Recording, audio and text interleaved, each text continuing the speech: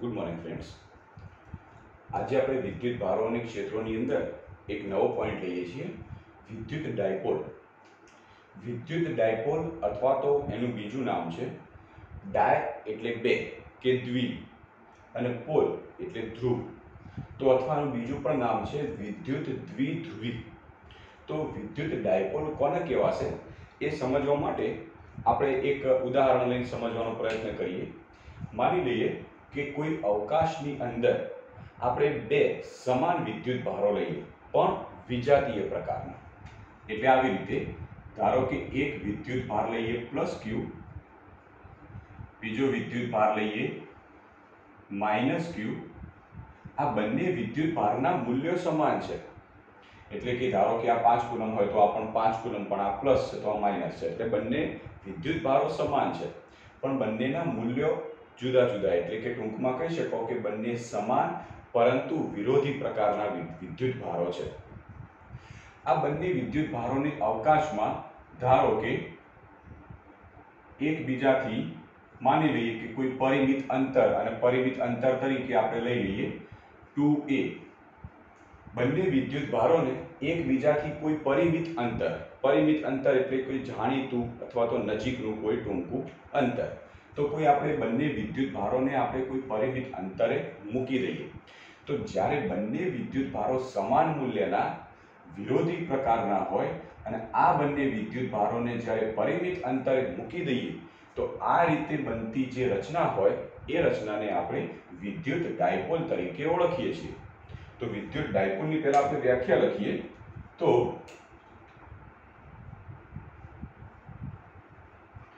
વિદ્યુત ડાયપોલ. તો વિદ્યુત ડાયપોલની વ્યાખ્યા આવી રીતે થાય છે કે એકબીજાથી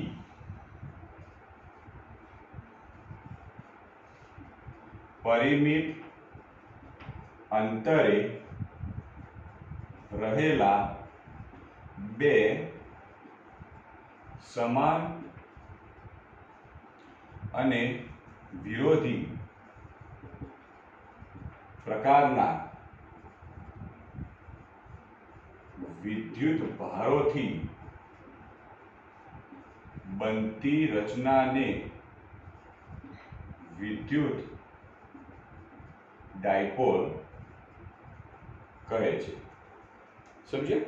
બે વિદ્યુત ભારો લેવાના, બંને સમાન મૂલ્યના પરંતુ વિરોધી પ્રકારના. એક +q વિદ્યુત ભાર તો બીજો -q વિદ્યુત ભાર. આ બંને વિદ્યુત ભારોને તમે કોઈ પરિમિત અંતર અને પરિમિત અંતર તરીકે 2a જેટલા અંતરે મૂકી દઈએ તો આ રીતે બનતી રચનાને આપણે વિદ્યુત ડાયપોલ તરીકે ઓળખીએ છીએ. ખ્યાલ આવી ગયો? હવે વિદ્યુત ડાયપોલની કેટલીક ખાસિયતો જોઈએ. ખાસિયતોમાં શું જોઈએ? ચલો આપણે મારે એ ચેક કરવું છે કે વિદ્યુત ડાયપોલ એટલે આખી આ રચના, વિદ્યુત ડાયપોલ ઉપરનો પરિણામી વિદ્યુત ભાર કેટલો હશે. તો વિચારો કે વિદ્યુત ડાયપોલની અંદર ટોટલ બે વિદ્યુત ભારો આવેલા છે. એમાં એક પ્લસ છે, બીજો માઇનસ છે. સાથે સાથે બંને સમાન મૂલ્યના છે. તો આખી રચનાનો પરિણામી વિદ્યુત ભાર કેટલો થાય? હું એમ કહું કે આનું મૂલ્ય +5 કુલમ છે. ઓકે, બીજા વિદ્યુત ભારનું મૂલ્ય -5 કુલમ છે. તો આનો બંનેનો પરિણામી કરવા જઈએ તો કેટલો થાય? તો 0 થશે. તો આનો મતલબ એ થયો કે આ ડાયપોલનો પરિણામી વિદ્યુત ભાર હંમેશા કેવો હોય છે? 0 હોય છે. તો આ પોઈન્ટમાં આપણે લખી શકીએ કે ડાયપોલનો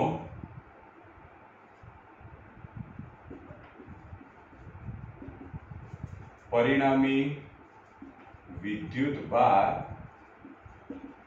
0 હોય છે. ક્લિયર? તો ડાયપોલનો પરિણામી વિદ્યુત ભાર કેવો હોય છે? 0 હોય છે. તો પ્રશ્ન પૂછું તો જવાબ આપજો. જો પરિણામી વિદ્યુત ભાર 0 હોય તો શું આ ડાયપોલનું વિદ્યુત ક્ષેત્ર હશે? પરિણામી વિદ્યુત ક્ષેત્ર કઈ હશે? ચલો ચેક કરીએ. આપણે ચેક બીજી રીતે કરીએ કે માની લો કે આ જે ડાયપોલ છે એ ડાયપોલના બે વિદ્યુત ભારોને આપણે 2a જેટલા અંતરે રાખ્યા છે. એના બદલે આપણે એવું કરીએ કે 2a અંતર બહુ સૂક્ષ્મ કરતા 0 બનાવી દઈએ. આપણે શું કરીએ? આ બંને વિદ્યુત ભારોને એકબીજાની નજીક લાવતા એટલું બધું સૂક્ષ્મ અંતર કરી દઈએ કે એક વિદ્યુત ભાર ઉપર બીજો વિદ્યુત ભાર આવી જાય. એટલે ટૂંકમાં 2a નું મૂલ્ય 0 કરી દઈએ. હું આમ કરી દઉં કે 2a ની કિંમત 0 કરી દો. 2a ની કિંમત જો 0 થઈ જાય તો બે વિદ્યુત ભારો, તો પહેલો વિદ્યુત ભાર +q આ રીતે હશે, બીજો વિદ્યુત ભાર પણ 2a ની કિંમત 0 એટલે ઓછો થતું જાય અંતર અંતર અંતર તે કરતા કરતા 2a, આ બીજો વિદ્યુત ભાર આની ઉપર એટલે -q આની ઉપર જ હશે, બંને વિદ્યુત ભાર એક ઉપર એક આવી ગયા। હવે વિચારો કે ધારો કે માની લો કે અંદરનો +q વિદ્યુત ભાર છે તેનું વિદ્યુત ક્ષેત્ર બહાર તરફ જતી દિશામાં આપણને મળે છે, ઓકે, અને બીજો -q વિદ્યુત ભાર એના ઉપર આવી ગયેલો હોય તો એનું વિદ્યુત ક્ષેત્ર અંદર તરફ જતી દિશામાં તમને મળશે, ઓકે।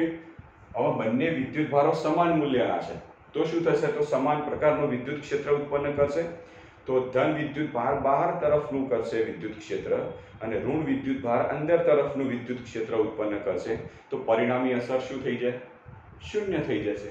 તો ટૂંકમાં એમ કહી શકાય કે જો ડાયપોલમાં પરિમિત અંતર શૂન્ય થઈ જાય, ડાયપોલમાં પરિમિત અંતર જો શૂન્ય થઈ જાય તો આ ડાયપોલનું પરિણામી વિદ્યુત ક્ષેત્ર કેવું થઈ જશે, શૂન્ય થઈ જશે। પણ અહીંયા તો ડાયપોલનું પરિમિત અંતર શૂન્ય નથી, કંઈક અંતર આપેલું છે, તો એના માટે શું થશે, તો ટૂંકમાં આપણે વિચારી શકીએ કે આ q વિદ્યુત ભાર હતો પ્લસ, આ છે q વિદ્યુત ભાર માઇનસ, હવે આનું વિદ્યુત ક્ષેત્ર તો બધી બાજુ આ દિશામાં બધા ચારે બાજુ નીકળતું હોય, ઓકે, આ બાજુ પણ જતું હોય, ઓકે, એટલે આમથી ક્ષેત્ર રેખાઓ આમ પણ જતી હોય, આમથી ક્ષેત્ર રેખાઓ આમ પણ જતી હોય, એ જ રીતે ટૂંકમાં કહી શકાય કે આનું વિદ્યુત ક્ષેત્ર અંદર આવતું હોય, તો જે ક્ષેત્ર રેખાઓ થોડી q ના નજીકના ભાગમાં હશે તો વળાંક લઈને આમાં જતી રહેવાની છે, એ તો શૂન્ય બનાવી દેશે, પણ અમુક ક્ષેત્ર રેખાઓ જો જે બહારની બાજુમાં પણ ફંટાય છે જેના લીધે ડાયપોલનું પરિણામી વિદ્યુત ક્ષેત્ર શૂન્ય થતું નથી, તો લખી શકીએ કે ડાયપોલના બંને વિદ્યુત ભારો વચ્ચેનું અંતર પરિમિત હોવાથી ડાયપોલ પરનો પરિણામી ડાયપોલ પરનું વિદ્યુત ક્ષેત્ર શૂન્ય થતું નથી।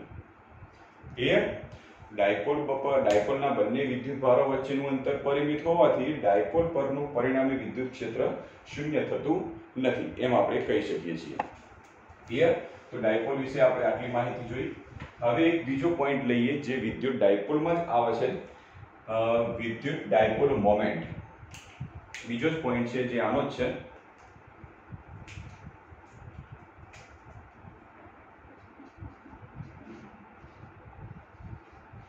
વિદ્યુત ડાયપોલ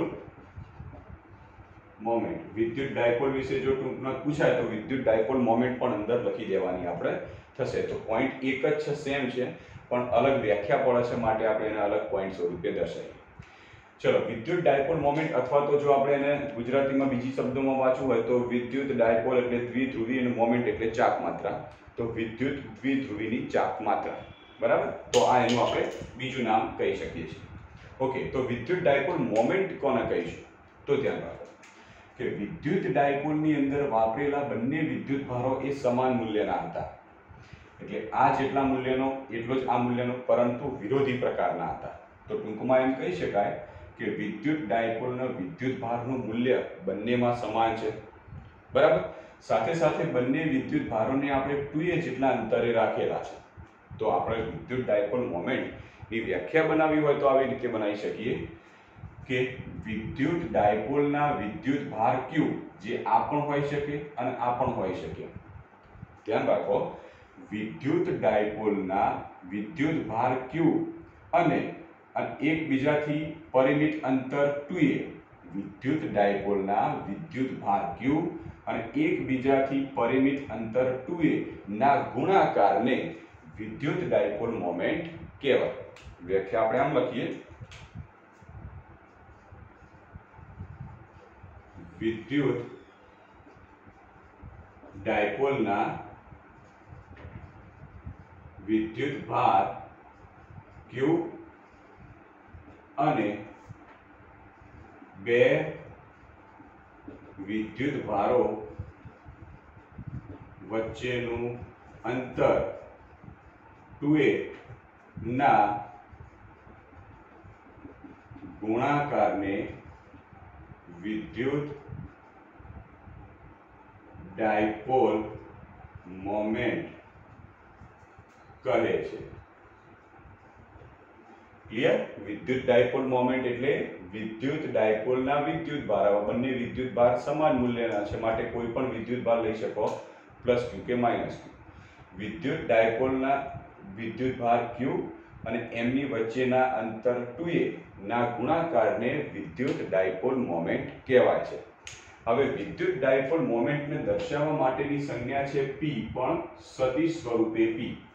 વિદ્યુત ડાયપોલ મોમેન્ટને સદિશ p સ્વરૂપે દર્શાવવામાં આવે છે. તો વિદ્યુત ડાયપોલ મોમેન્ટ આપણે અહીંયા આગળ બતાવી શકીએ કે p બરાબર જે વ્યાખ્યા છે વ્યાખ્યા પ્રમાણે કરીએ તો વિદ્યુત ડાયપોલના વિદ્યુત ભાર q અને બે વિદ્યુત ભારો વચ્ચેનું અંતર 2a આના ગુણાકારને વિદ્યુત ડાયપોલ મોમેન્ટ કહેવાશે. પણ સદિશ રાશિ હોવાથી વિદ્યુત ડાયપોલ સદિશ થશે. અને સદિશ કેવી રીતે આવશે? તો બંને વચ્ચેનું અંતર જે 2a છે એના આપણે સદિશ સ્વરૂપે બંને વચ્ચેનું અંતર જેને આપણે સ્થાન સદિશ પણ ટૂંકમાં ઓળખતા હોઈએ છીએ માટે આપણે એને સદિશ સ્વરૂપે દર્શાવી શકીએ. તો આ જે સૂત્ર મળ્યું એ વિદ્યુત ડાયપોલ મોમેન્ટનું સૂત્ર મળ્યું. સદિશ p બરાબર સદિશ 2a q. આના ઉપરથી આપણે વિદ્યુત ડાયપોલ મોમેન્ટ જો સદિશ રાશિ હોય તો એની દિશા કઈ બાજુ છે ચેક કરીએ. ચલો, તો યાદ રાખો કે હંમેશા યાદ રાખવાનું છે આ વાત, હંમેશા વિદ્યુત ડાયપોલની અંદર વિદ્યુત ડાયપોલ મોમેન્ટની દિશા ઋણ વિદ્યુત ભારથી ધન વિદ્યુત ભાર તરફની જ હોય છે. ક્લિયર? યાદ રાખજો, કોઈ પણ વિદ્યુત ડાયપોલમાં ડાયપોલ મોમેન્ટની દિશા ઋણ વિદ્યુત ભારથી ધન વિદ્યુત ભાર તરફની જ હોય છે. તો અહીંયા આપણે પોઈન્ટ એક બતાવી શકીએ કે એની દિશા કઈ બાજુ હોય છે? ઋણ વિદ્યુત ભારથી ધન વિદ્યુત ભાર તરફની. તો દિશા ઋણ વિદ્યુત ભારથી ધન વિદ્યુત ભાર તરફની હોય છે. આમ પણ દર્શાવી શકીએ કે -q થી +q તરફની. બરાબર? ઓકે, તો વિદ્યુત ડાયપોલ મોમેન્ટની આપણે દિશા દર્શાવી દીધી. ચલો હવે આપણે ડાયપોલ મોમેન્ટનું એકમ બતાવીએ કે આનો એકમ શું છે. ડાયપોલ મોમેન્ટનો એકમ શું થશે? તો એકમ દર્શાવવાનો પ્રયત્ન કરીએ. તો q એટલે વિદ્યુત ભાર કે જેને આપણે કુલમ્બ તરીકે ઓળખતા હોઈએ છીએ, અને 2a એટલે બંને વચ્ચેનું અંતર જેના આપણે એકમ લઈએ છીએ મીટર. તો કુલમ્બ ઇન્ટુ મીટર એ વિદ્યુત ડાયપોલ મોમેન્ટનો એકમ થશે. આપણે એનું પારિમાણિક સૂત્ર બનાવીએ. તો પારિમાણિક સૂત્ર, ચલો એનું પારિમાણિક સૂત્ર શું થશે? તો કુલમ્બ આના તમે બે રીતે પારિમાણિક સૂત્ર બનાવી શકો. કુલમ્બ એ વાસ્તવમાં વિદ્યુત ભાર માટેનો એકમ છે તો એને તમે q1 પણ કરી લઈ શકો. મીટર છે માટે L1. એક પારિમાણિક સૂત્ર આવી રીતે પણ બનાવી શકો, અથવા તો બીજું પારિમાણિક સૂત્ર આપણે જાણીએ છીએ કે વિદ્યુત ભાર q બરાબર IT થાય છે. સૂત્ર જાણીએ છીએ, આગળના ચેપ્ટરમાં આવશે. q બરાબર IT થાય તો આના ઉપરથી જો કરીએ તો I નો પારિમાણિક સૂત્ર E1 વિદ્યુત પ્રવાહનું અને T1 નું T નું T1. તો આનું પારિમાણિક સૂત્ર શું થશે? A1 T1 into L1. તો બીજું પારિમાણિક સૂત્ર થયું A1 T1 L1. ક્લિયર? તો આપણે વિદ્યુત ડાયપોલ એટલે શું એના વિશે સમજૂતી આપો તો અહીંથી લઈ અહીંયા સુધીના બધા જ પોઈન્ટો આપણે દર્શાવવાના થશે. બરાબર છે? તો પહેલો પોઈન્ટ આપણે અહીં આગળ પૂરો કરીએ, વિદ્યુત ડાયપોલ વિશે સમજૂતી આપો. હવે આપણે બીજો પોઈન્ટ લઈએ કે કોઈ અક્ષ હોય, ડાયપોલની કોઈ અક્ષ હોય તો ડાયપોલની અક્ષ ઉપર વિદ્યુત ક્ષેત્રનું મૂલ્ય કેટલું હોય છે?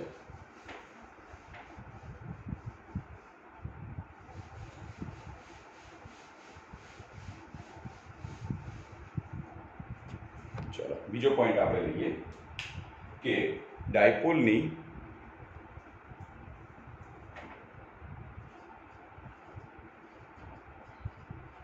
અક્ષ પર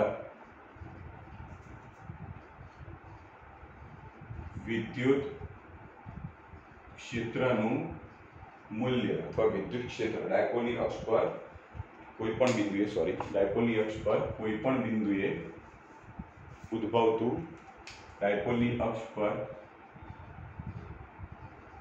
કોઈપણ બિંદુએ ઉદ્ભવતું વિદ્યુત ક્ષેત્ર ડાયપોલની અક્ષ ઉપર કોઈપણ બિંદુએ ઉદ્ભવતું વિદ્યુત ક્ષેત્ર આપણે આને કેવી રીતે વ્યાખ્યાયિત કરીએ, કેવી રીતે આની સાબિતી આપીએ? ચલો, તો સૌથી પહેલા આપણે ડાયપોલની અક્ષ ઉપર લેવાનું છે. તો આપણે કોઈ ડાયપોલ બતાવી દઈએ. તો એક ડાયપોલ આપણે આવી રીતનું લઈ લઈએ કે એક અહીંયા આગળ પ્લસ ક્યુ વિદ્યુત ભાર, આ જગ્યાએ લઈ લઈએ માઇનસ ક્યુ વિદ્યુત ભાર. ડાયપોલની અક્ષ એટલે ડાયપોલના બંનેના કેન્દ્રોને જોડતી રેખા ને સમાંતર કોઈ અક્ષ હોય એટલે એમાંથી પસાર થતી કોઈ રેખા હોય.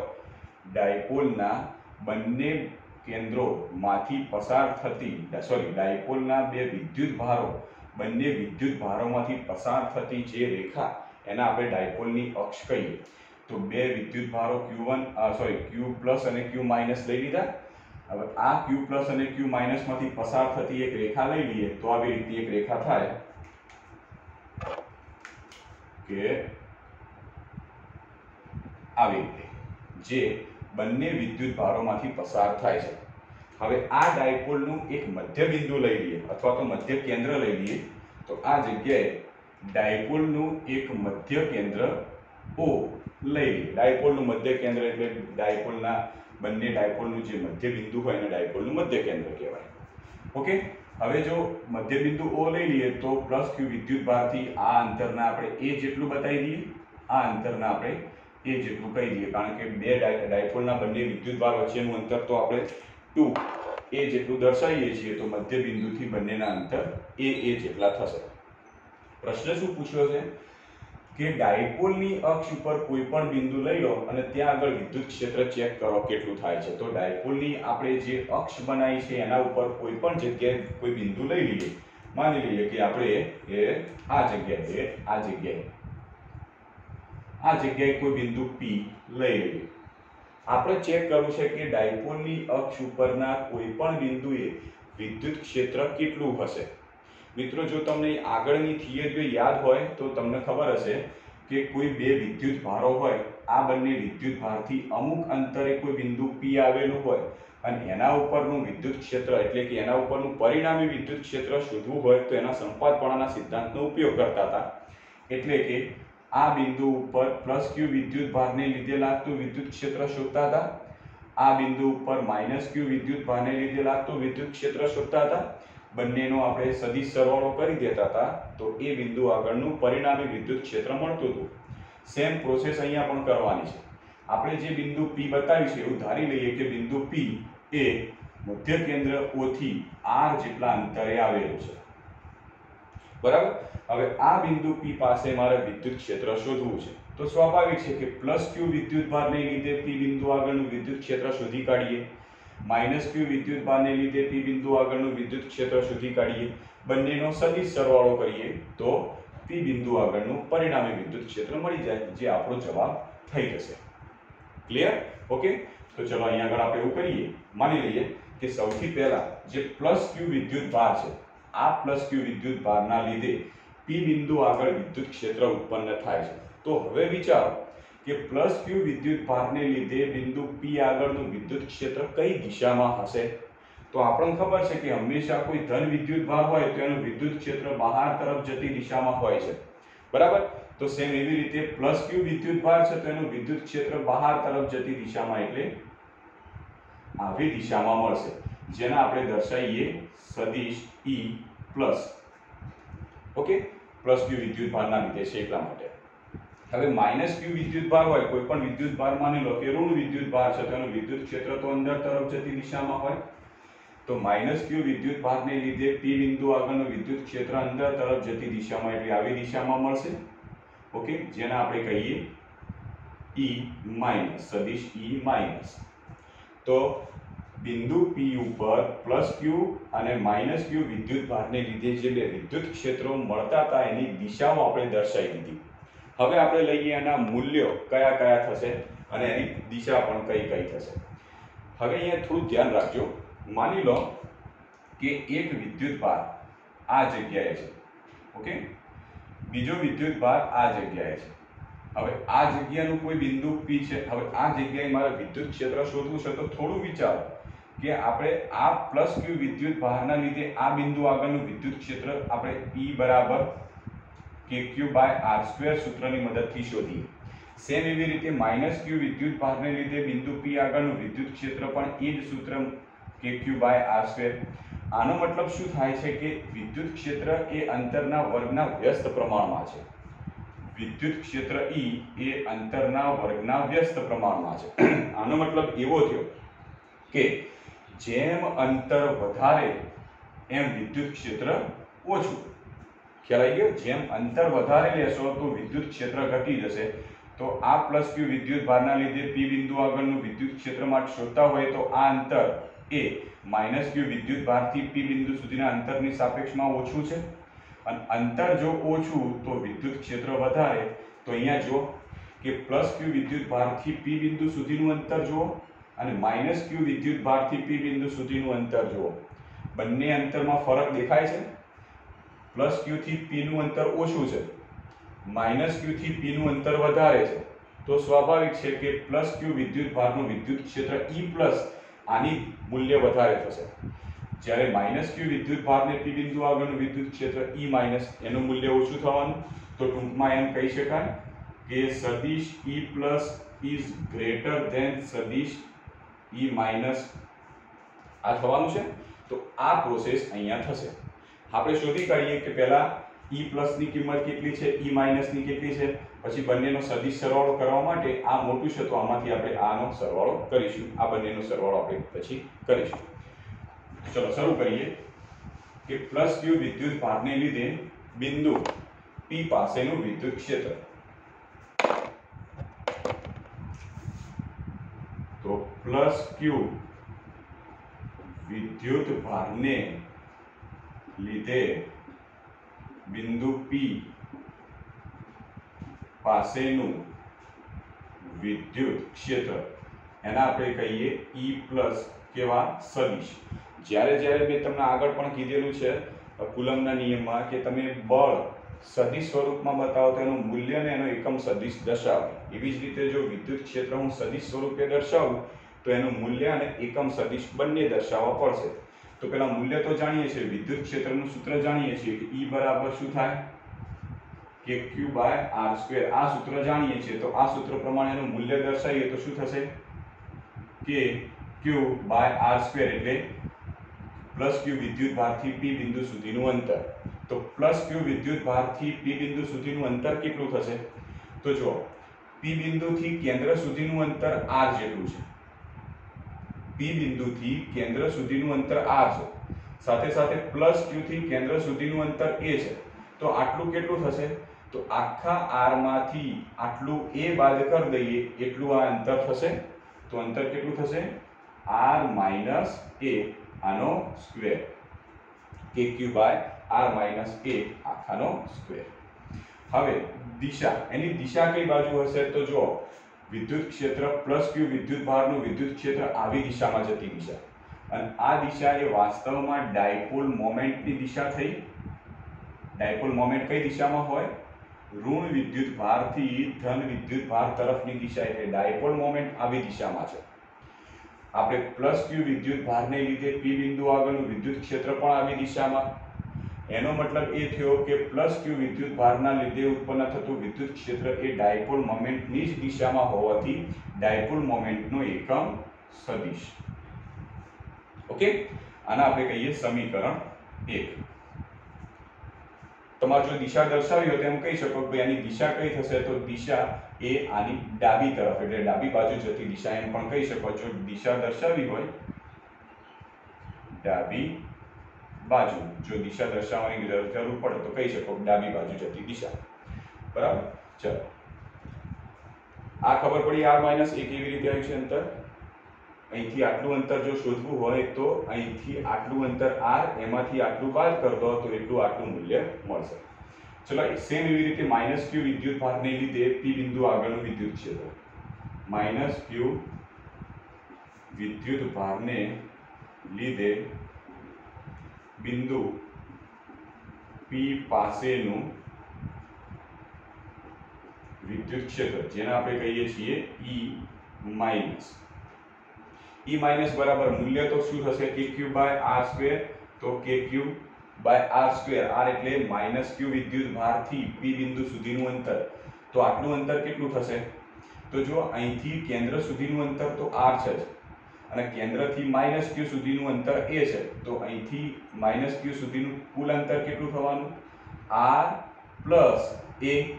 તો અંતર થશે r પ્લસ a એનો સ્ક્વેર ઇન્ટુ, હવે આ માઇનસ q વિદ્યુત ભારનું વિદ્યુત ક્ષેત્ર આવી દિશામાં છે, ડાયપોલ મોમેન્ટની વિરુદ્ધ દિશામાં, માટે કહી શકાય કે માઇનસ p કેરેટ કહેવાશે. અને એકમ ડાયપોલ મોમેન્ટનો એકમ સદિશ ઋણ આવશે, કારણ કે ડાયપોલ મોમેન્ટ જે દિશામાં છે એની વિરુદ્ધ દિશામાં વિદ્યુત ક્ષેત્રની દિશા છે. આને આપણે કહીએ સમીકરણ 2, અથવા તો આમાં થોડો ફેરફાર કરીએ, માઇનસ આગળ લાવીએ તો minus kq by r plus a નો સ્ક્વેર ઇન્ટુ p કેપ, આને કહીએ સમીકરણ 2. હવે કહેશો આની દિશા કઈ બાજુ, E માઇનસની જમણી તરફ જતી દિશામાં, જમણી બાજુ. તો આપણે બે સમીકરણ બતાવી દીધા, E પ્લસ અને E માઇનસના. તો હવે p બિંદુ આગળનું પરિણામી વિદ્યુત ક્ષેત્ર આપણે શોધીએ. તો બિંદુ p પાસેનું પરિણામી વિદ્યુત ક્ષેત્ર, બિંદુ p પાસેનું પરિણામી વિદ્યુત ક્ષેત્ર. ચલો, પરિણામી વિદ્યુત ક્ષેત્ર જેને આપણે કહીએ છીએ E બરાબર, હવે જુઓ કે એક વિદ્યુત ક્ષેત્ર આ બાજુ છે, બીજું બીજી બાજુ, એટલે બંને તદ્દન વિરુદ્ધ સાઈડ છે. બંને તદ્દન વિરુદ્ધ સાઈડ હોય તો બંનેની બાદબાકી થાય. હવે બાદબાકીમાં કોનામાંથી કઈ કિંમતને બાદ કરીશું, તો મેં પહેલા જ કીધેલું છે કે હંમેશા મોટી કિંમતમાંથી નાની કિંમત બાદ કરવાની. તો આ બંનેમાંથી મોટી કિંમત કઈ થશે, તો પ્લસ q વિદ્યુત ભારનું વિદ્યુત ક્ષેત્ર એ અંતર ઓછું હોવાથી પ્રબળ હશે, માઇનસ q વિદ્યુત ભારનું વિદ્યુત ક્ષેત્ર અંતર વધારે હોવાથી ઓછું થશે. તો આપણે આ જે સંબંધ બતાવ્યો છે, આ સંબંધ ઉપરથી કહી શકાય કે પ્લસ q વિદ્યુત ભારનું વિદ્યુત ક્ષેત્ર માઇનસ q કરતા વધારે છે. તો બાદબાકી આવી રીતે થશે કે E plus minus E minus, બરાબર. ઓકે, કિંમતો બંનેની મૂકી દઈએ. E પ્લસ બરાબર kq upon r minus a नो square into p cap minus kq upon r plus a आखा नो स्क्वेर इंटू p कैप. બંનેમાંથી સામાન્ય kq અને p કેપ બહાર નીકળશે, તો આપણે આ રીતે બહાર કાઢી દઈએ kq, અને અહીંયા આવશે 1 अपॉन r माइनस a એનો square minus 1 upon r plus a એનો સ્ક્વેર, અને અહીંયા p કેપ, બરાબર. હવે અહીંયા નીચે છેદમાં જો બંનેના છેદ અલગ અલગ છે, તો આપણે લસા લઈ લઈએ. તો kq લસા શું થશે કે આ સમીકરણ અને આ સમીકરણ બંને, આ જે બંને પદ છે બંનેનો ગુણાકાર. તો આ પદ અહીંયા ગુણાશે, આ પદ અહીંયા ગુણાશે, તો r પ્લસ a નો square minus r minus a નો સ્ક્વેર છેદમાં આ બંનેનો ગુણાકાર. આ બંનેનો ગુણાકાર આવી રીતે કરીએ, r માઇનસ a નો વર્ગ એટલે r માઇનસ a ગુણ્યા r માઇનસ a થાય, r માઇનસ a ગુણ્યા r માઇનસ a, અને r પ્લસ a નો વર્ગ એટલે r પ્લસ a ગુણ્યા r પ્લસ a થાય. Okay, into p cap. Okay, હવે ઉપરના સમીકરણનું સાદું રૂપ આપીએ તો kq આ થશે a પ્લસ b આખાનો વર્ગ એટલે a square plus 2ab plus b square, તો r square plus 2ra plus a square. હવે માઇનસ કરી દઉં છું, કૌંસ છોડી દઉં છું, માઇનસ કર્યું એટલે અંદરના ચિહ્ન ચેન્જ થઈ જશે. તો આનું સાદું રૂપ કરીશું તો r સ્ક્વેર માઇનસ એટલે a ઓછા b આખાનો વર્ગ તો a સ્ક્વેર ઓછા 2ab પણ માઈનસ છે કૌંસ છોડ દો તો અહીંયા થશે પ્લસ 2ab અને પ્લસ b સ્ક્વેર પણ માઈનસ છે આગળ એટલે ચિહ્ન ચેન્જ થઈ ગયું માઈનસ a સ્ક્વેર અને છેદમાં જો છેદમાં શું કરીએ છીએ આપણે r minus a r plus a આ જોડકું એક લઈ લઈએ તો a ઓછા b a વત્તા b એટલે a સ્ક્વેર ઓછા b સ્ક્વેર માટે r સ્ક્વેર ઓછા a સ્ક્વેર પછી સેમ બીજું જોડકું લઈએ r minus a r plus a એના માટે પણ થશે r સ્ક્વેર ઓછા a સ્ક્વેર અને 12 p કેરેટ જે કેન્સલ થાય છે કેન્સલ કરી દો તો આ કેન્સલ થાય r a સ્ક્વેર કેન્સલ થાય છે તો વધ્યું કે q ઉપર વધ્યા 2ra તો 4ra છેદમાં r square minus a square r square minus a square તો આમ લખાય r square minus a square આખાનો square okay into p caret clear હવે આપણે જાણીએ છીએ કે આગળ જ આપણે મોમેન્ટ માટેનું સૂત્ર લાવ્યા હતા p બરાબર 2aq બંને બાજુ હું 2 વડે ગુણી કાઢું તો 2p બરાબર 4aq થશે ઓકે તો અહીંયા તમને 4aq દેખાય છે હા જો 4a અને q નજીકમાં લાવી દો તો સમીકરણ આવી રીતે બનાવો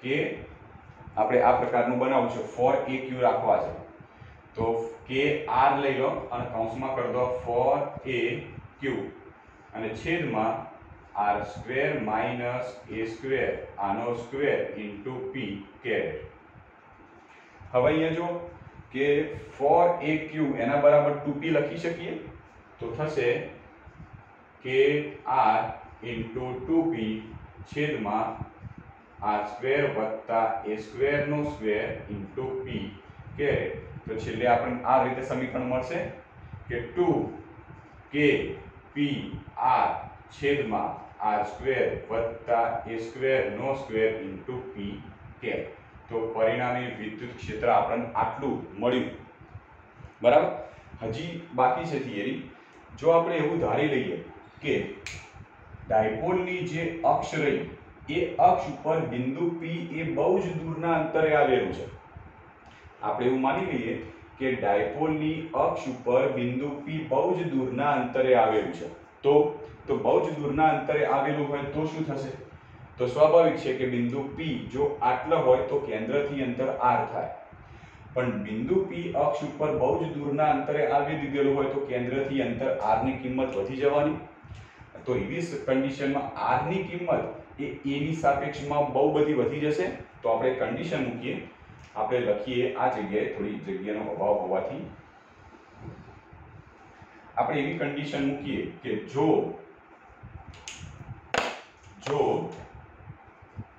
r is very greater than a હોય તો r very greater than a નો મતલબ શું થયો કે ડાયપોલની અક્ષ ઉપર બિંદુ p બહુ જ દૂરના અંતરે હોય તો r ની કિંમત બહુ વધી જાય કોની સાપેક્ષમાં આ a ની સાપેક્ષમાં વધી જાય તો therefore તો r સ્ક્વેર ની કિંમત પણ a સ્ક્વેર ની સાપેક્ષમાં બહુ વધી જાય તો આવી કન્ડિશનમાં r સ્ક્વેર ની સાપેક્ષમાં a સ્ક્વેર ને તમે અવગણી નાખો તો પણ ચાલશે તો therefore માટે r સ્ક્વેર ની સાપેક્ષમાં a સ્ક્વેર ને અવગણતા r સ્ક્વેર ની સાપેક્ષમાં a સ્ક્વેર ને અવગણી કાઢો તો સમીકરણ શું બનશે therefore સદિશ E બરાબર 2kp r છેદમાં r સ્ક્વેર અહીંયા a સ્ક્વેર અવગણી કાઢો તો કાઢી નાખશો તો એનો વર્ગ તો r સ્ક્વેર ની 4 ઘાત થઈ જશે ઇન્ટુ p કે તો therefore સદિશ E બરાબર સૂત્ર શું થશે જો એક r કેન્સલ થઈ ગયો તો ફાઇનલ સૂત્ર મળ્યું 2kp r ઘન ઇન્ટુ p કે તો આ જે સૂત્ર રહ્યું આ સૂત્ર જે છે કે સદિશ E બરાબર 2kp r ઘન ઇન્ટુ p કે જે ડાયપોલની અક્ષ ઉપર કોઈપણ બિંદુએ વિદ્યુત ક્ષેત્ર કેટલું છે એ આપણને મળે છે જ્યાં આ જે પદ છે એ વિદ્યુત ક્ષેત્રનું મૂલ્ય બતાવે છે 2kp/r3। આપણને ખબર છે કે વિદ્યુત ક્ષેત્રનું સૂત્ર હતું કે E = kq/r²। તો એનું પહેલું પદ એ મૂલ્ય બતાવતું હતું, સેમ એવી રીતે આ પણ મૂલ્ય બતાવે છે। જ્યારે p કેરેટ શું બતાવે છે કે પરિણામી વિદ્યુત ક્ષેત્ર એ ડાયપોલ મોમેન્ટની જ દિશામાં મળશે। તો વિચારો કે આ બંનેનું જે પરિણામી હશે તો આ મોટું છે આની સાપેક્ષમાં, તો પરિણામી આવી દિશામાં થયું, જે ડાયપોલ મોમેન્ટની જ દિશામાં થયું। તો યાદ રાખો, હંમેશા યાદ રાખજો કે ડાયપોલની અક્ષ ઉપર કોઈ પણ બિંદુએ લીધેલું પરિણામી વિદ્યુત ક્ષેત્ર હંમેશા ડાયપોલ મોમેન્ટની જ દિશામાં મળશે। કમ્પ્લીટ? ક્લિયર? ડાયપોલની અક્ષ ઉપરના કોઈ પણ બિંદુ આ બાજુ લો કે આ બાજુ લો, કોઈ પણ જગ્યાએ તમે બિંદુ લો અને કોઈ પણ બિંદુ ઉપર વિદ્યુત ક્ષેત્ર શોધો છો તો એ હંમેશા ડાયપોલ મોમેન્ટની જ દિશામાં મળશે।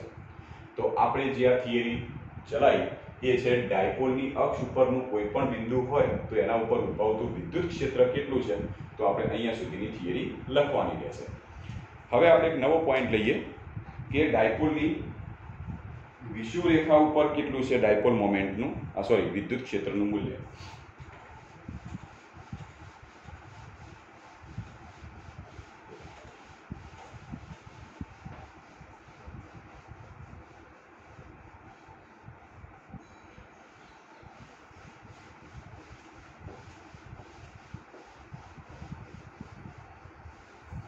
નવો પોઈન્ટ લઈએ કે ટાઇટલ આવી રીતે થાય છે, ડાયપોલના વિષુવરેખા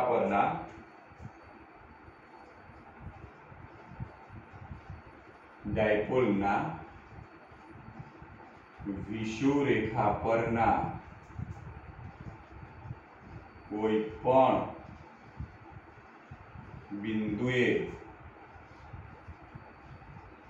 ઉદ્ભવતું વિદ્યુત ક્ષેત્ર। ડાયપોલના વિષુવરેખા ઉપરના કોઈ પણ બિંદુએ ઉદ્ભવતું વિદ્યુત ક્ષેત્ર કેટલું છે।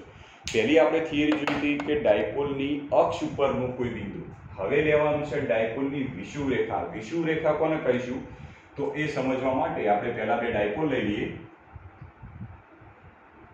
આપણે અહીંયા આગળ એક ડાયપોલ લઈ લઈએ, પહેલો +q વિદ્યુત ભાર અને આ બાજુ લઈ લઈએ એક -q વિદ્યુત ભાર, તો એક ડાયપોલ બની ગયું। હવે ડાયપોલની વિષુવરેખા એટલે શું થાય કે આ જે ડાયપોલ બન્યો એ ડાયપોલને બંને વિદ્યુત ભારોને જોડતી જે રેખા હોય જેને આપણે ડાયપોલની અક્ષ પણ કહી શકીએ છીએ, તો આ અક્ષને લંબ રૂપે કેન્દ્રમાંથી પસાર થતી જે રેખા હોય એને ડાયપોલની વિષુવરેખા કહેવાય। ડાયપોલની વિષુવરેખા એટલે ડાયપોલના બંને વિદ્યુત ભારોને જોડતી રેખા એટલે ડાયપોલની અક્ષ। તો ડાયપોલની અક્ષને લંબ મધ્ય કેન્દ્રમાંથી પસાર થતી રેખા એને વિષુવરેખા કહેવાય। તો માની લઈએ કે વિષુવરેખા આપણને આવી રીતે મળી છે, જ્યાં આ છે ડાયપોલનું મધ્ય કેન્દ્ર, મધ્ય બિંદુ, જેને આપણે દર્શાવી દઈએ છીએ O બિંદુથી। હવે આવી જે વિષુવરેખા છે, યાદ રાખો વિષુવરેખાનો મતલબ શું થશે, ડાયપોલની અક્ષને લંબ મધ્ય બિંદુમાંથી પસાર થતી રેખા, બરાબર। તો આ જે વિષુવરેખા રહી એના ઉપરના કોઈ પણ બિંદુએ, તો ધારો કે આ જગ્યાએ આપણે કોઈ બિંદુ લઈ લઈએ, માની લો કે બિંદુ P લઈ લઈએ છીએ, તો આ બિંદુ P ઉપર વિદ્યુત ક્ષેત્ર કેટલું હશે, તો એ સમજવા માટે આપણે એવી રીતે ધારી લઈએ કે બિંદુ P એ ડાયપોલની અક્ષ, આ જે ડાયપોલની અક્ષ રહી એને લંબ એક વિષુવનું સમતલ છે એના ઉપર આવેલી છે। આપણે એવું ધારી લઈએ કે આ જે બિંદુ P છે એ ડાયપોલ છે, એ ડાયપોલની અક્ષને લંબ એક વિષુવવૃત્તીય સમતલની અંદર આવેલું બિંદુ છે। એટલે આવી રીતે કે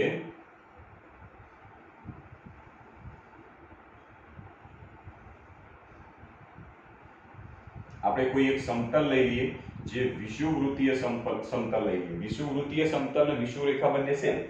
વિષુવરેખા એટલે અક્ષને લંબ કેન્દ્રમાંથી પસાર થતી રેખા અને વિષુવવૃત્તીય સમતલ એટલે અક્ષને લંબ કેન્દ્રમાંથી પસાર થતું સમતલ। તો એક એવું સમતલ લઈ લઈએ કે જે કેન્દ્ર ડાયપોલની અક્ષના કેન્દ્રમાંથી પસાર થતું હોય અને વિષુવ રેખાને સમાવતું હોય એવું એક સમતલ લઈ લઈએ. આ સમતલને આપણે નામ આપીશું વિષુવવૃત્તીય સમતલ. તો વિષુવવૃત્તીય એક સમતલ લઈ લઈએ. હવે મારે આ બિંદુ P આગળ વિદ્યુત ક્ષેત્ર શોધવું છે. તો બિંદુ P જે જગ્યાએ દર્શાવ્યું છે ત્યાંનું આ કેન્દ્રથી અંતર ધારો કે r જેટલું અંતર છે એવું બતાવી દઈએ. બિંદુ P એ કેન્દ્રથી r જેટલા અંતરે છે એવું દર્શાવી દઈએ. સાથે સાથે જો આ જગ્યાએ કેન્દ્ર હોય તો અહીંથી આટલું અંતર સ્મોલ a અને અહીંથી આટલું અંતર પણ સ્મોલ a જેટલું થાય છે. બરાબર. હવે આ આકૃતિ માટે બિંદુ P આગળનું વિદ્યુત ક્ષેત્ર શોધવું છે. તો સેમ જે આપણે આગળની થિયરી ભણ્યા એવી રીતે શોધાય છે કે બિંદુ P આગળ વિદ્યુત ક્ષેત્ર શોધવું છે તો P બિંદુ આગળ +q ના લીધેનું વિદ્યુત ક્ષેત્ર શોધીએ. P બિંદુ આગળ -q ના લીધેનું વિદ્યુત ક્ષેત્ર શોધીએ. કઈ દિશામાં આવે છે બંનેનું પરિણામી લઈ લઈએ એટલું P બિંદુ આગળનું વિદ્યુત ક્ષેત્ર થાય. તો સિમ્પલ છે. તો અહીંયા આગળ આપણે આકાર આવી રીતે બનાવી દઈએ છીએ.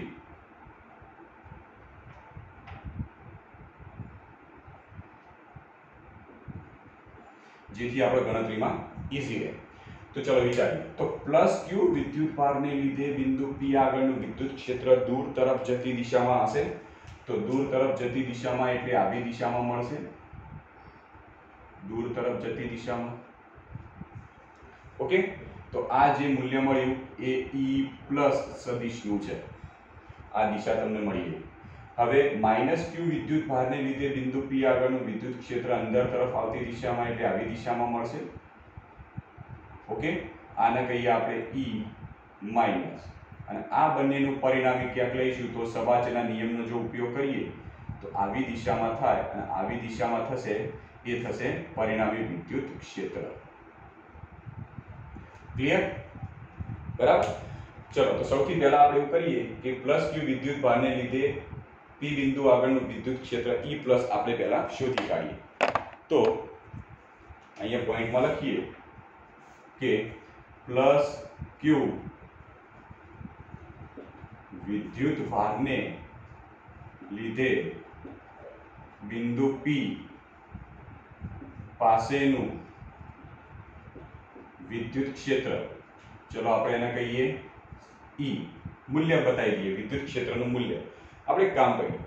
અહીંયા તમને દેખાય છે કે બંને વિદ્યુતભાર q અને -q. આને કહીએ આપણે છીએ q પણ પ્લસ વિદ્યુતભાર, આ છે q પણ કેવો વિદ્યુતભાર માઈનસ. હવે આ બંને વિદ્યુતભારના મૂલ્યો સમાન છે. આપણે અલગ અલગ લાંબી થિયરી નહીં બનાવી, શોર્ટમાં બનાવી દઈએ. અહીંયા બંને વિદ્યુતભાર જો +q અને -q બંનેના મૂલ્યો સમાન. આ બંને વિદ્યુતભારો બિંદુ P થી સમાન અંતરે આવેલા છે. તો ટૂંકમાં બંને વિદ્યુતભારો જો સમાન મૂલ્યના હોય, આ બંને વિદ્યુતભારો બિંદુ P થી સમાન અંતરે આવેલા હોય તો આ બંનેના લીધે બિંદુ P પાસે ઉત્પન્ન થતા વિદ્યુત ક્ષેત્રના મૂલ્યો બંનેના સમાન થઈ જાય. તો આપણે સીધી બે અલગ અલગ ભાગ બતાવવાને બદલે એક જ ભાગમાં બધું બતાવી દઈએ. તો આપણે રાઈટ આવી રીતે લખીએ કે વિદ્યુતભાર અહીં બંને વિદ્યુતભારો સમાન મૂલ્યના અને બિંદુ P થી સમાન અંતરે આવેલા છે. માટે તેમના વિદ્યુત ક્ષેત્રો E+ અને E- ના મૂલ્યો સમાન થાય. તો બંનેના મૂલ્યો સમાન થઈ જાય તો બંનેના મૂલ્યો બતાવી દઈએ. તો E+ નું મૂલ્ય બરાબર E- નું મૂલ્ય બરાબર બંનેના મૂલ્યો સમાન થાય માટે દિશાવાળો ભાગ લેવાનો નહીં. તો મૂલ્ય થશે kq/r². r² એટલે +q વિદ્યુતભારથી P બિંદુ સુધીનું અંતર, -q વિદ્યુતભારથી P બિંદુ સુધીનું અંતર કેટલું થશે? આપણું આ અંતર શોધવાનું છે કે +q વિદ્યુતભારથી P બિંદુ સુધીનું અંતર અને -q વિદ્યુત ભારથી p બિંદુ સુધીનું અંતર કેટલું થશે? બંનેના અંતર તો સમાન જ થવાના છે. તો અહીંયા જો કે કાટકોણ ત્રિકોણ બને છે O + Q P. આ કાટકોણ ત્રિકોણની અંદર આ બાજુનું માપ આપ્યું છે a, આ બાજુનું માપ આપ્યું છે આ. આપણે આ ખૂણાને થીટા જેટલો ખૂણો લઈ લઈએ. તો થીટા જેટલો ખૂણો લઈ લઈએ તો ખૂણાની પાસેની બાજુ આપી છે, સામેની બાજુ આપી છે. તો આ કાટકોણ ત્રિકોણ માટે ધારો કે કર્ણ શોધીએ તો કર્ણ શું થશે? કાટકોણ ત્રિકોણ છે, કાટકોણ ત્રિકોણની એક બાજુ આપી છે, બીજી બાજુ આપી છે. તો કર્ણની કિંમત કેટલી થશે? તો આપણે સૂત્ર જાણીએ છીએ પાયથાગોરસનું કે કર્ણનો વર્ગ બરાબર એક બાજુનો વર્ગ વત્તા બીજી બાજુનો વર્ગ. એક બાજુનો વર્ગ વત્તા બીજી બાજુનો વર્ગ કરો તો એક બાજુ એટલે r² નો વર્ગ વત્તા બીજી બાજુ એટલે a² નો વર્ગ. કોના બરાબર? કર્ણના વર્ગ બરાબર. તો કર્ણ બરાબર આનો 1/2 ઘાત. ખબર પડી? કર્ણનો વર્ગ બરાબર એક બાજુનો વર્ગ વત્તા બીજી બાજુનો વર્ગ. તો એકલા કર્ણ બરાબર એક બાજુનો વર્ગ વત્તા બીજી બાજુનો વર્ગ, આખાનું વર્ગમૂળ એટલે આખાની 1/2 ઘાત. તો આ કિંમત મળી એ આની કિંમત છે અહીંયા આગળની વર્ગમૂળમાં r² વત્તા a². સેમ અહીંયા આગળ પણ વર્ગમૂળમાં r² વત્તા a². તો આ બાજુના મૂલ્યો મળ્યા એટલે ટૂંકમાં અંતર મળી ગયા +q થી p સુધીનું, -q થી p સુધીના અંતર મળી ગયા. તો એ કિંમત સીધી અહીંયા મૂકી દઈએ. તો આટલાથી આટલું અંતર કહો કે આટલાથી આટલું અંતર, બંનેના અંતર સમાન છે માટે r² + a². એની 1/2 ઘાત હતી અને એનો સ્ક્વેર, કારણ કે r² થાય. આ કિંમત તમને r ની કિંમત મળી બરાબર, કે q/r² સૂત્ર છે. તો આ r ની કિંમત મળી તો એનો સ્ક્વેર કરશો તો 2 2 કેન્સલ. તો સૂત્ર આવી રીતે મળશે કે q/r² + a². સમીકરણ 1 બરાબર. તો સીધું શું કર્યું કે બંને વિદ્યુત ભારણને લીધે બિંદુ p આગળના આપણે મૂલ્યો શોધી કાઢ્યા. હવે બિંદુ p આગળનું પરિણામી વિદ્યુત ક્ષેત્ર લેવું છે. કેવી રીતે લઈએ? તો મિત્રો અહીંયા જુઓ કે +E વિદ્યુત ક્ષેત્ર એ આવી દિશામાં છે. આવી દિશામાં એટલે કે x અક્ષ કે y અક્ષની દિશામાં નથી. તો આપણે એવું કરીએ કે +E વિદ્યુત ક્ષેત્ર રહ્યું એના બે ઘટકો લઈ લઈએ. એક આ દિશામાંનો ઘટક લઈ લઈએ અને એક આ દિશામાંનો ઘટક લઈ લઈએ. બંને દિશામાંના આપણે +E વિદ્યુત ક્ષેત્રના લઈ લઈએ. હવે જો આ ખૂણો આપણે થીટા લઈ લઈએ, આ ખૂણો જો થીટા થાય તો સ્વાભાવિક છે કે આ ખૂણો પણ થીટા થશે. જો આનો જેવો આકાર બન્યો છે એવો જ આકાર અહીંયા બને છે તો આ ખૂણો થીટા થશે તો આ ખૂણો પણ અહીંયા થીટા થાય. અને જો ખૂણો થીટા થશે તો આ ખૂણાની પાસેની બાજુનો ઘટક થશે E + cos θ. તો બીજો ઘટક કયો થશે? E + sin θ થશે. સેમ એવી રીતે E- જો એ આવી દિશામાં છે. હવે આવી દિશામાં આ ખૂણો થીટા થાય તો આ ખૂણો પણ થીટા થવાનો છે. તો અહીંયા જો એક Z આકાર બન્યો અને Z આકારની અંદર ખબર છે કે આ બંને ખૂણાના માપ સમાન હોય તો આ ખૂણો થીટા થાય તો આ પણ ખૂણો થીટા થશે. બરાબર. આ પણ ખૂણો કેટલો થયો? થીટા થઈ ગયો. હવે આ થીટા થશે તો E- ના બે ઘટકો કયા થશે? એક ઘટક આવી દિશામાં અને એક ઘટક આવો નીચે તરફની દિશામાં મળશે. નીચે તરફની દિશામાં. ઓકે. તો E- ના બે ઘટક, એક આવી દિશામાં અને એક આવી દિશામાં. હવે ખૂણો થીટા છે તો આ ઘટક થશે કયો? E- cos θ. E- cos θ થશે. તો આ ઘટક કયો થશે? E- sin θ. બરાબર. ફરીથી જો કે E+ અને E- હતા. હવે આ ખૂણો થીટા એટલે E+ નો આ ખૂણો વાળો આ ભાગ છે એ ખૂણો થીટા થશે. તો આના બે ઘટક, એક આ બાજુનો એક આ બાજુનો. તો ખૂણાની બાજુનો ઘટક E+ cos θ તો બીજો ઘટક થશે E+ sin θ. હવે E- જો આ દિશામાં છે. હવે અહીંયા આગળ પણ એના બે ઘટક પાડીએ તો એક આ બાજુનો એક આ બાજુનો, x અને y બાજુનો. હવે આ ખૂણો થીટા થાય તો અહીંયા Z જેવો આકાર બને છે તો માટે આ થીટા, તો આ પણ ખૂણો થીટા થશે. આ થીટા થાય તો આ પાસેનો ઘટક રહે એ E- cos θ. તો આ બીજો ઘટક કયો થશે? E- sin θ થાય. બરાબર. તો અહીંયા આગળ આપણે થોડું દર્શાવવું હોય તો દર્શાવી શકીએ. અહીં E+ ના સદિશ E+ ના બે ઘટકો છે, E પ્લસ કોસ થીટા અને E પ્લસ સાઇન થીટા તથા સદિશ E માઇનસ ના બે ઘટકો છે, E માઇનસ કોસ થીટા અને E માઇનસ સાઇન થીટા. હવે જો કે બિંદુ P પાસે E પ્લસ અને E માઇનસ ના બે ઘટકો જે E પ્લસ સાઇન થીટા અને E માઇનસ સાઇન થીટા એ બંને ઘટકો તદ્દન વિરુદ્ધ સાઈડ છે. E પ્લસ સાઇન થીટા અને E માઇનસ સાઇન થીટા બંનેનું મૂલ્ય તો સમાન જ છે. જો બંનેનું મૂલ્ય સમાન છે, બંનેના મૂલ્યો સમાન છે અને તદ્દન વિરુદ્ધ સાઈડ છે, તો આ બંને જે ઘટકો રહ્યા એના લીધે બિંદુ P પાસે કોઈ જ અસર નહીં થાય. તો આપણે અહીંયા આગળ લખી શકીએ કે અહીં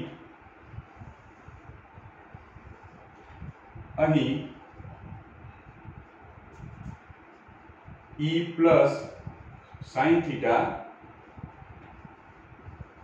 અને E માઇનસ સાઇન થીટા ઘટકો વિરુદ્ધ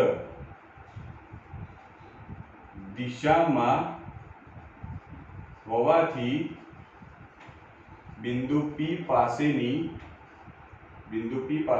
પરિણામી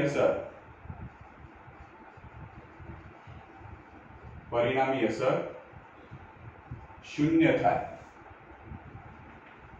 ઓકે, જે બે ઘટકો હતા E માઇનસ સાઇન થીટા અને E પ્લસ સાઇન થીટા બંને તદ્દન વિરુદ્ધ સાઈડ છે, સમાન મૂલ્યના છે, માટે એની પરિણામી અસર શૂન્ય થશે. જ્યારે બીજા બે ઘટક જુઓ, E plus cos theta, E minus cos theta બંને એક જ દિશામાં, તો આ બંને ઘટકો એક જ દિશામાં હોવાથી આ બંને ઘટકોના લીધે પરિણામી વિદ્યુત ક્ષેત્ર મળશે. જ્યારે E પ્લસ કોસ થીટા અને E માઇનસ કોસ થીટા એક જ દિશામાં હોવાથી તેમના લીધે પરિણામી વિદ્યુત ક્ષેત્ર મળશે. બરાબર, બંને એક જ દિશામાં હોવાથી પરિણામી વિદ્યુત ક્ષેત્ર મળશે. ધેરફોર બિંદુ P પાસેનું પરિણામી વિદ્યુત ક્ષેત્ર, જેને આપણે કહીએ છીએ E,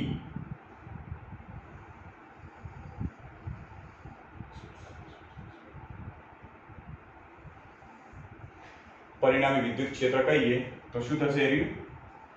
E plus cos theta plus E minus cos theta. E plus cos theta plus E minus cos theta, આવી રીતે બંનેનું પરિણામી વિદ્યુત ક્ષેત્ર થશે. હવે જો કે જે પરિણામી વિદ્યુત ક્ષેત્ર બંનેનું મળશે, E પ્લસ કોસ થીટા એ આવી દિશામાં, E માઇનસ કોસ થીટા એ પણ એ જ દિશામાં. બંનેની દિશા જુઓ, બંનેની દિશા એક જ દિશા છે, જે ડાયપોલ મોમેન્ટની દિશા કરતા વિરુદ્ધની છે. ખબર પડી? ડાયપોલ મોમેન્ટ કઈ દિશામાં હોય? ડાયપોલ મોમેન્ટ ઋણથી ધન તરફ, એટલે આવી દિશામાં ડાયપોલ મોમેન્ટ હોય. તો ડાયપોલ મોમેન્ટની જે દિશા છે એના કરતા પરિણામીની દિશા વિરુદ્ધ છે, તો માટે એકમ સદિશ કેવો આવશે? P કેરેટ, પણ કેવો?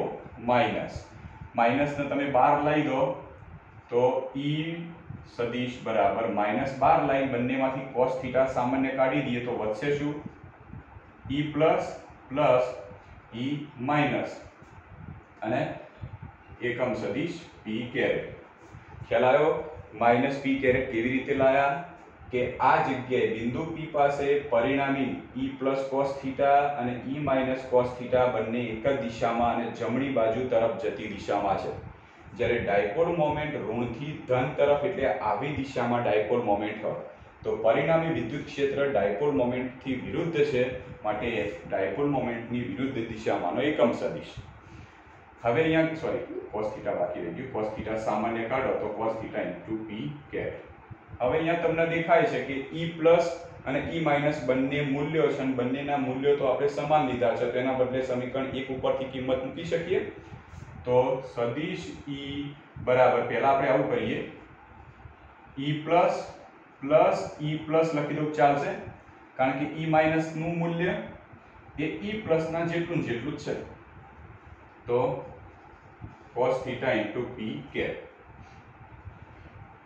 Therefore સદિશ e બરાબર માઇનસ, ચલો e પ્લસ એટલે 2e પ્લસ થઈ જશે, તો 2 અને e પ્લસ ની કિંમત k q by r square વત્તા a સ્ક્વેર, અને cos થીટા ની કિંમત આપણે આકૃતિ ઉપરથી લઈએ. અહીંયા જુઓ કે આ બાજુ એક કાટકોણ ત્રિકોણ બને છે. કાટકોણ ત્રિકોણમાં આ ખૂણો થીટા છે અને એના માટે cos વિધેય વાપરીએ તો પાસેની બાજુ ભાગ્યા કર્ણ, તો પાસેની બાજુ એટલે a ભાગ્યા કર્ણ એટલે વર્ગમૂળમાં r સ્ક્વેર વત્તા a સ્ક્વેર, તો a ભાગ્યા r સ્ક્વેર વત્તા a સ્ક્વેર એનો 1/2 ઘાત એટલે વર્ગમૂળ થઈ ગયું ઇન્ટુ p કેપ. આપણે એવું કરીએ, કૌંસ કાઢી નાખીએ. ઓકે, એટલે ગુણાકાર બતાવી દઈએ. Therefore e સદિશ e બરાબર, હવે છેદમાં જો, છેદમાં r સ્ક્વેર વત્તા a સ્ક્વેર ની 1 ઘાત, r સ્ક્વેર વત્તા a સ્ક્વેર ની 1/2 ઘાત, અહીંયા આગળ કઈ નહીં એટલે 1 ઘાત કહેવાશે. આ 1 ઘાત, ઓકે, અહીંયા આ 1 ઘાત આની 1/2 ઘાત, બંનેનો આધાર સરખો છે, બંનેનો ગુણાકાર કરો છો તો ઘાતનો સીધો સરવાળો થશે. તો સરવાળો કરો તો 1 વત્તા 1/2 એટલે 3/2 થઈ જાય. તો છેદમાં પરિણામી આવી રીતે મળશે -2kqa છેદમાં r સ્ક્વેર વત્તા a સ્ક્વેર ની 3/2 ઘાત ઇન્ટુ p કેરેટ. ખ્યાલ આવી ગયો? હવે પેલા આગળના થિયરીમાં કર્યું હતું સેમ એવું જ કરીએ કે આગળની થિયરીમાં આપણે એવું કર્યું હતું, જોયું હતું કે મોમેન્ટ p બરાબર 2a ઇન્ટુ q થાય. બરાબર, તો અહીંયા આગળ જો 2aq આ પદ ભેગા કરી દઈએ, 2aq તો 2aq બરાબર p, તો આ 1 2 અને 3 પદ બરાબર p લખી દઉં. Therefore સદિશ e બરાબર -2aq બરાબર થઈ જશે p અને વધ્યા એકલા k, તો p k છેદમાં r સ્ક્વેર વત્તા a સ્ક્વેર એની 3/2 ઘાત p કેપ. પેલાની જેમ ફરીથી અહીંયા આગળ ધારણા કરીએ કે જે વિષુવ રેખા ઉપરનું બિંદુ P છે, આ વિષુવ રેખા ઉપરનું બિંદુ P જે કેન્દ્રથી r જેટલા અંતરે હતું, કેન્દ્રથી અહીંયા આગળ તમને જે અંતર દેખાય છે એ r જેટલા અંતરે હતું. ઓકે, એના બદલે આપણે એવું કરીએ કે કેન્દ્રથી વિષુવ રેખા ઉપર બહુ જ દૂરના અંતરે છે. આપણે એવું ધારી લઈએ કે બિંદુ P એ વિષુવ રેખા ઉપર જે r અંતરે હતું એના બદલે બહુ જ દૂરના અંતરે છે. તો બહુ જ દૂરના અંતરે હોય તો આ r ની કિંમત ઘણી બધી મોટી થઈ જાય. કોની સાપેક્ષમાં? a ની સાપેક્ષમાં. તો પેલાની જેમ ફરીથી લખીએ, જો r is very greater than a હોય તો r સ્ક્વેર પણ કેવો થઈ જશે? બહુ જ મોટો a સ્ક્વેર થઈ જશે. તો આવી સ્થિતિમાં આપણે r સ્ક્વેર ની કિંમત a સ્ક્વેર કરતા ઘણી બધી મોટી થાય તો r સ્ક્વેર ની સાપેક્ષમાં a સ્ક્વેર ને અવગણી દઈએ. Therefore r સ્ક્વેર ની સાપેક્ષમાં a સ્ક્વેર ને અવગણતા, ચલો અવગણી દઈએ તો સમીકરણ આવી રીતનું છે. Therefore સદિશ e બરાબર -kp છેદમાં r સ્ક્વેર, ઓકે, એની 3/2 ઘાત થઈ જશે કારણ કે a સ્ક્વેર ને કાઢી દીધા ઇન્ટુ p કેરેટ. હવે અહીંયા જો કે આ સ્ક્વેર અને બાય 2 ઘાત એટલે 2 2 કેન્સલ થઈ જવાના. તો therefore સદિશ e બરાબર વધ્યું -kp છેદમાં r નો ઘન વધશે, r ઘન, કારણ કે અંશના 2 છેદના 2 બંનેનો ગુણાકાર થશે તો કેન્સલ થઈ જશે ઇન્ટુ p કેરેટ. અથવા તો આમ લખીએ કે સદિશ e બરાબર kp છેદમાં r ઘન ઇન્ટુ માઇનસ p કેરેટ.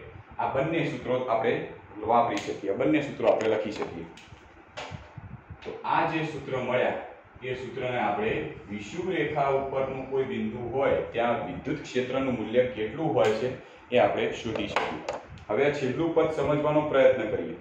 છેલ્લા પદમાં પહેલો જે ભાગ રહ્યો એ પહેલો ભાગ તો વિદ્યુત ક્ષેત્રનું મૂલ્ય દર્શાવે છે, જ્યારે બીજો જે ભાગ રહ્યો માઇનસ પી કેરેટ. હવે માઇનસ પી કેરેટનો મતલબ શું થશે કે વિષુવ રેખા ઉપરના કોઈ પણ બિંદુએ મળતું પરિણામી વિદ્યુત ક્ષેત્ર એ આવી દિશામાં હતું જે ડાયપોલ મોમેન્ટ કરતા વિરુદ્ધ દિશામાં થાય. આ માઇનસ પી કેરેટનો મતલબ થશે પરિણામી વિદ્યુત ક્ષેત્ર એ ડાયપોલ મોમેન્ટથી વિરુદ્ધ દિશામાં છે. તો ડાયપોલ મોમેન્ટ આવી દિશામાં, તો પરિણામી વિદ્યુત ક્ષેત્ર આપણે આવી દિશામાં મળ્યું.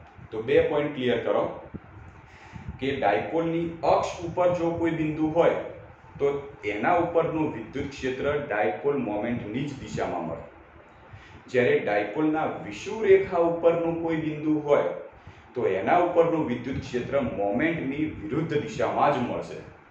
બે પોઈન્ટ ખાસ ક્લિયર કરજો, દાખલા ગણવાના છે ત્યાં આગળ આપણે જરૂર લાગશે. તો બંને થિયરી છે એ અપ ટુ ડેટ તૈયાર કરી દેવાની છે, જેમાંથી આ ભાગ એ મૂલ્ય દર્શાવે છે.